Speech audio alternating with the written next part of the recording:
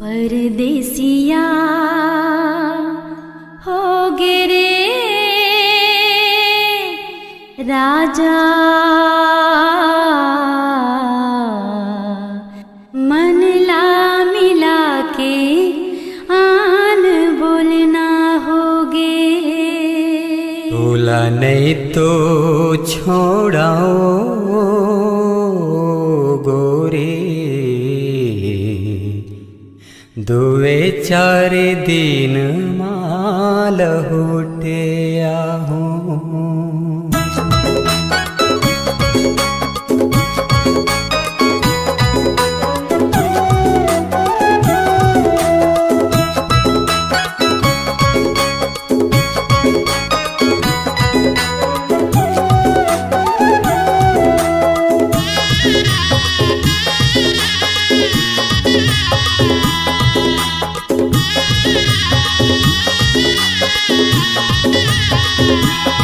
परदेसिया हो गे रे राजा, मन ला मिला के आन बोलना होगे।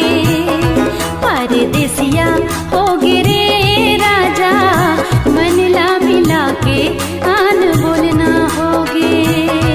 तोला नहीं तो छोड़ाओ रानी, दुए चार दिन मां जरूर आहूं। तोला नहीं तो छोड़ाओ पगली, दुए चार दिन माल होटे आहूं।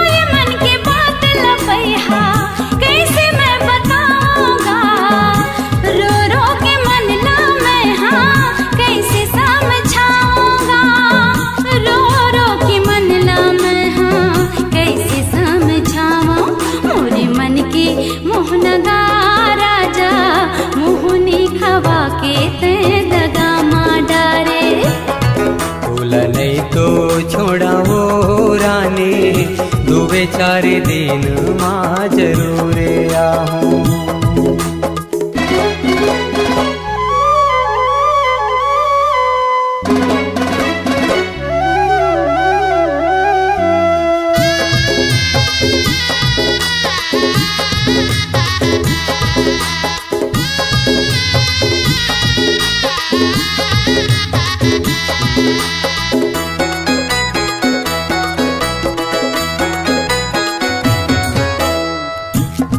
कस्तूर गुरतुरी बोली कबू नहीं भूला हूँ वो, तोला सपना माँ गोरी झूलना झूला हूँ वो।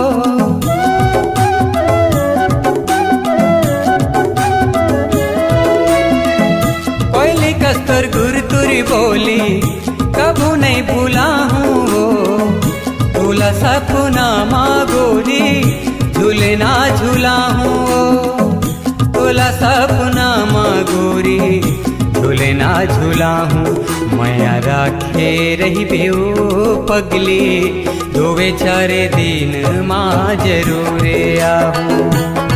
परदेसिया हो गे रे राजा, मन ला मिला के आन बोलना होगे। तोला नहीं तो छोड़ाओ रानी, दुए चार दिन मां जरूर आहूं। मन ला मिला के आन बोलना होगे। दुए चार दिन माल होटे आहूं।